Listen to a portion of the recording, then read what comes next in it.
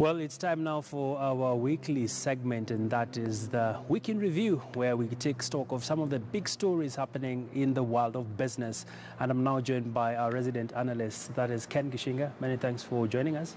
Thank you for having me, Abby. It's been a pretty hectic week, especially for the central bank, which released its monetary policy. Actually, they retained the central bank reference rate at 9.5. And most of the analysts out there are saying that the headroom for the CBK to actually reduce this is there. But the other flip side is we came to a point where we did see the value-added tax coming into place, and the central bank is saying that eventually inflation will be going up, and as well as when it comes to the interest rates, they are calling for their repeal. Interesting times at the central bank. First of all, as you've said, you have new members for the Monetary Policy Committee.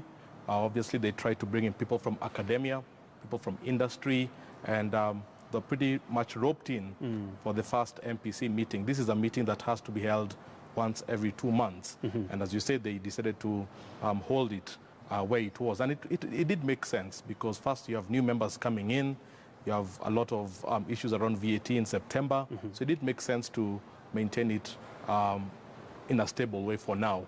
Now, the issues you raised around repealing of the interest rate cap, I mean, those are very pertinent issues, because their argument is even if they reduce the central bank lending rate, what that really does, it actually less and less people qualify to get loans. It almost has a perverse incentive towards credit allocation. That was the point. But net, as you've said, it seems sometimes that the fiscal policy and the monetary policy side of the government sort of don't work very much in concert, because as you said, they look at the interest rates and credit allocation, but the issues of VAT are sitting under Rotich, under the Treasury, and sometimes it doesn't always seem as if they are reading from the same page. All right. And Ken, we have some interesting numbers here on the screen.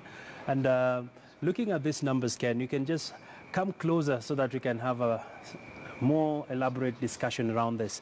Well, looking at these numbers, the Ministry of Agriculture did issue an advisory saying that flour prices to be reduced to 75 shillings. And let's just take you through memory lane.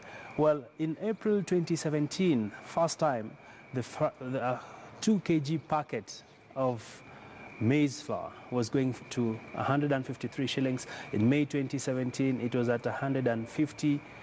And then let's get to the next slide just to take a look at the other numbers. In June 2017, a packet of maize flour was going to 119 shillings, and in July, 116.56.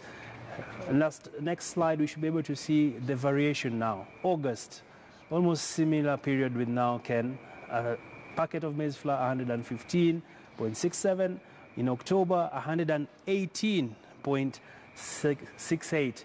Finally, let's take you to November, where a packet of maize flour was going for 90 shillings, Ken. You remember this time? Correct. Where we had the maize from Mexico.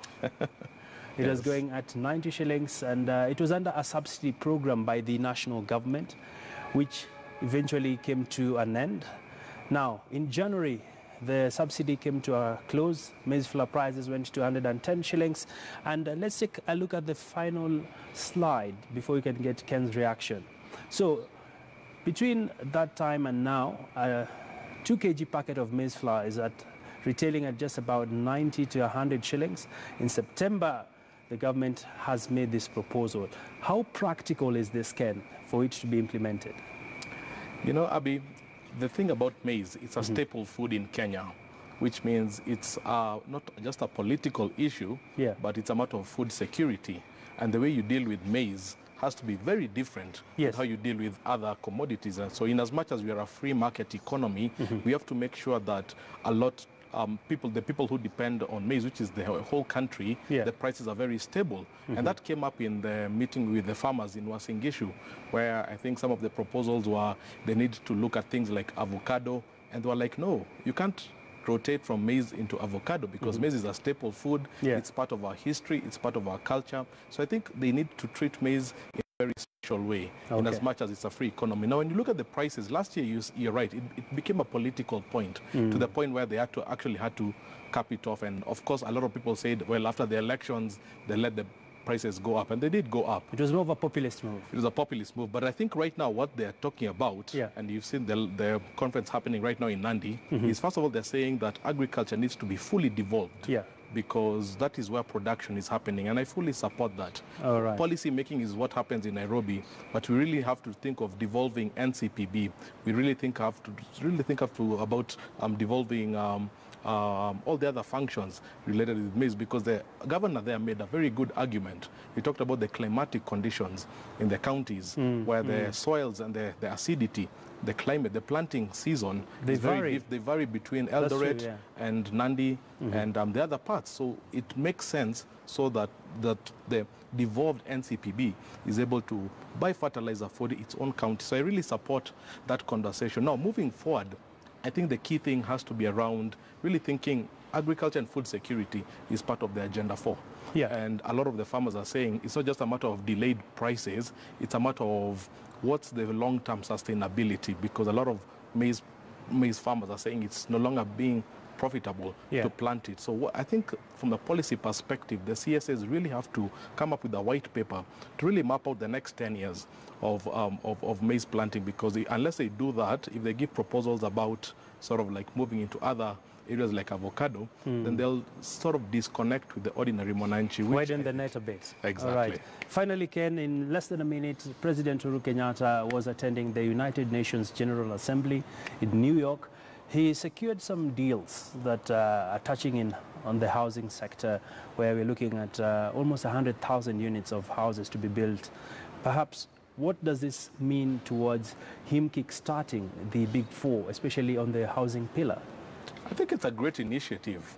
I think it got a bad rapport online because a lot of people associate it with more tax and more loans. So it's because September has been all about foreign loans and how much foreign loans are destroying Kenya's trajectory. But I think in principle, the investments he got on housing, the investments he got on renewable energy from Canada, I think for me those are things that could be game changers, especially now if you tie them in with the direct flights between Nairobi and New York, which will be launching in the next 3 weeks. So I think net it was a good policy, but I think a lot of Kenyans were asking, how will it be funded? And will it be debt? Because Kenya is there's a debt fatigue in Kenya. And can we think of more innovative way of funding these great projects? All right.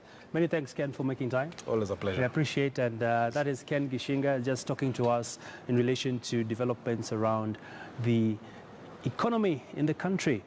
Our time is up on our first part of the show. We want to take you on a quick break. On the other side of the break, we'll be talking about the role of C&R Group, which is in the space for capital markets, just trying to understand what is their impact in the markets, especially when it comes to investor relations.